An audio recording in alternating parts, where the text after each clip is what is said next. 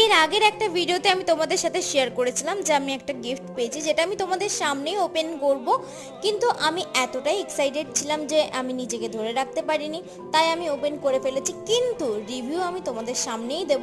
এখানে ছোট ছোট কিউট 5টা বোতলে পারফিউম ছিল, সব আলাদা আলাদা স্মেলের। আশা করছি তোমরা আমার রিয়াকশন থেকে বুঝতে পারবে কোনটা আমার বেস্ট লেগেছে। চলো তাহলে তোমরাও গেস করতে থাকো। হ্যাঁ, লাস্টে যদিও আমি বলে দিচ্ছি কোনটা আমার বেশি ভালো লেগেছে।